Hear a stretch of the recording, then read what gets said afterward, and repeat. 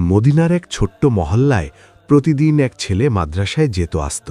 সে কোরআন পড়ত, শিক্ষকদের কথা মন দিয়ে শুনত এবং সবার সাথে ভদ্র আচরণ করত। একদিন বিকেলে মাদ্রাসা থেকে ফেরার পথে সে বাজারে হইচই শুনতে পেল। কয়েকজন দুষ্টু লোক রাগের বশে দোকানের মালামাল ভাঙচুর করছে।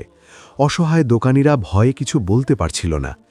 ছেলেটি সাহস করে সামনে গিয়ে শান্ত কণ্ঠে বলল, ভাই, আল্লাহকে ভয় করুন। অন্যের ক্ষতি করে কখনো কল্যাণ হয় না। এই কাজ থেকে বিরত থাকুন। তার নিষ্পাপ কথা আর দৃঢ় সাহস সবাইকে থমকে দিল। লোকগুলো একে অপরের দিকে তাকিয়ে বুঝতে পারল তারা ভুল করছে। লজ্জায় তাদের মাথা নত হল। তারা দোকানদারদের কাছে ক্ষমা চাইল এবং ক্ষতিপূরণ দেওয়ার প্রতিশ্রুতি দিল। সবাই ছেলেটির প্রশংসা করল।